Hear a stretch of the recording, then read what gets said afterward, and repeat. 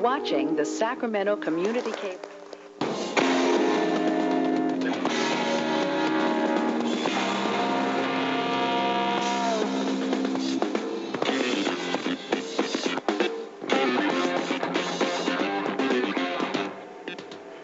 Gary Cooper of Skips Music is one of the area's finest guitarsmiths. Recently, I had a chance to talk with Gary at Skips in his workshop and have him tell us a little bit about his craft. Most of the time when designing an instrument, you speak with the individual that wants that instrument and find out what he's found lacking in other instruments that he's found hanging on the wall in some music store here or there or wherever.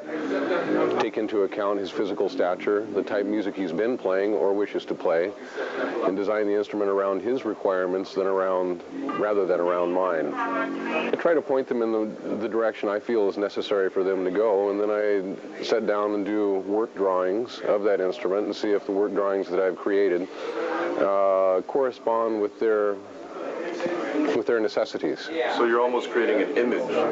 Oh yeah.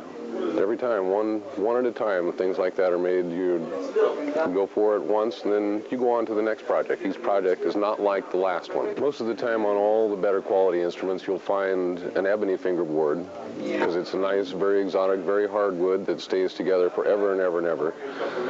Being so hard, it has great reflective properties, so it reflects all the top-end energy that an instrument has rather than diffusing it as a softer wood like rosewood or maple wood. Ebony is much easier to inlay on because it has a constant color to deal with. It's just a nice wood. Ebony is great for that. A lot of times people use rosewood fingerboards primarily because of their aesthetic qualities. Rosewood is a very pretty wood to look at. When you do an inlay, you first lay out the shape of the fingerboard and what it is that the person wants as far as the texture or design in the fingerboard. And then if a person is required, you go out and find a model for that. Take photographs, then do drawings from that. Or if it's a geometric design or an off-the-wall design, you sit down and sketch it. Transfer those patterns to the pieces you wish to inlay, which could be mother of pearl, ivory, abalone, or whatever. Cut those pieces out with jeweler's saws and needle files and shape them out and inlay them into the fingerboard with a Dremel tool, which is a very small router. Then those pieces are epoxied into the fingerboard and the fingerboard taken down and flattened out, and you go from there. Good old Honduras mahogany, which has been a standard for the last couple hundred years, is a very nice material. All of those woods that I've just mentioned have particular resonant qualities to them that make them good as instrument woods. So the thicker the density, the better the resonant quality?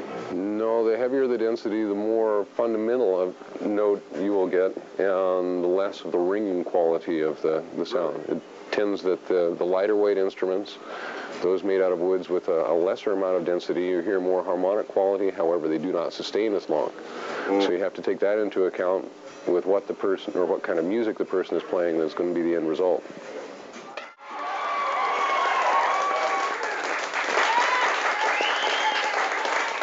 And now, ladies and gentlemen, let's meet Gary Cooper. Good. How you doing?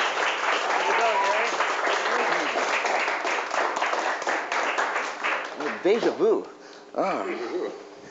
So, how are you doing? Great. You're looking good as always, except a little difference here, I think. A little difference. Hey. So, what have you been up to since the last time I've seen you? Have you made any new guitars? Making a new neck for a Gretsch and working on more guitars and selling a few more. All right, you've brought us a couple of guitars here.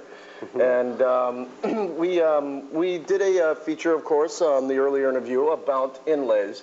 And here to get a better look at one of those inlays and the intricacy of this work, he's brought this beautiful piece of work here. If we can get a sharp glance off one of the cameras, we're on camera 2 here. Could you tilt this up? You can see these are stars, moons, pieces of the solar system scattered out throughout the neck. And this is a woman. This is what the woman that he referred to in the interview that you saw earlier. And whose guitar is this? This is Ron Setters, a Finnish carpenter from Georgetown. And he's decided he wanted a guitar like this with these type pickups and this type bridge so that he could rock out in the mountains, so to speak. Well, this is a guitar designed for Sam Newcomb, a gentleman from New York, who's into more bizarre shapes, and he wanted something that would state more of himself. He gave me a little drawing saying that I want a guitar that's this shape. Do you think you could make it?